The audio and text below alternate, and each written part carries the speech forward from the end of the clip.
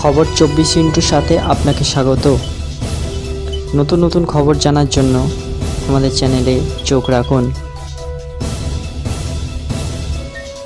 রাজ্যপাল ও মুখ্যমন্ত্রীর সম্পর্ক, সে সম্পর্কের টানাপোড়েনের অভিঘাত বহু দেখেছে রাজ্য।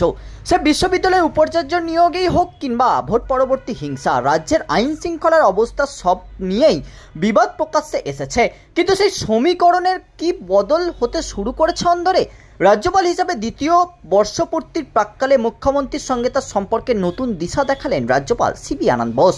মুখ্যমন্ত্রীর সঙ্গে তার সম্পর্ক কেমন, সেই প্রশ্নের উত্তরে রাজ্যপাল বোস বলেন, প্রথম বছর এই সম্পর্ক ছিল মিষ্টি এবং আলোক উজ্জ্বল।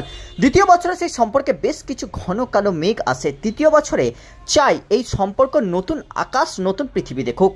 রাজ্যপালের আরও দাবি, এ রাজ্যের মুখ্যমন্ত্রীর সঙ্গে রাজ্যপালের সম্পর্ক অনেক ভালো, কিন্তু গোটা দেশের মধ্যে শ্রেষ্ঠ সম্পর্ক যাতে স্থাপিত হয় মুখ্যমন্ত্রী এবং রাজ্যপালের মধ্যে, তেমনটাই তিনি চান।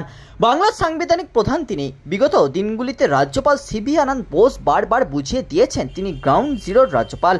ধনখড় পরবর্তী জমানায় শুরুর দিকটা বেশ ভালোভাবে কাটলেও আবার রাজভবন নবান্নের ঠোকাঠুকি শুরু হয়েছে বিভিন্ন ইস্যুতেই। রাজ্যপাল নিজেই বলেছেন, বাংলার সব নাগরিকের মতোই বাংলার মুখ্যমন্ত্রীর সঙ্গেও আমার সম্পর্ক এক্সেলেন্ট। কিন্তু তারপর একাধিক ইস্যুতে মুখ্যমন্ত্রীর বিরুদ্ধে সুর চড়াতে দেখা গিয়েছিল তাকে। উল্লেখ্য, রাজ্যপাল বোস যখন বাংলার দায়িত্বে আসেন তখন রাজভবন তার হাতেখড়ি অনুষ্ঠান আয়োজন করা হয়েছিল। সরকারের পক্ষের সঙ্গে তার সম্পর্কও বেশ মধুর ছিল। মুখ্যমন্ত্রী তাকে জেন্টলম্যান বলেছিলেন।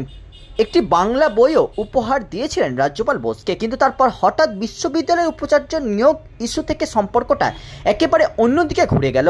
রাজ্যপাল হিসাবে তৃতীয় বছরে পা রাখার আগে আবারও সেই সম্পর্ক ঠিক করতে চান বোস। ব্যুরো রিপোর্ট, খবর 24/7।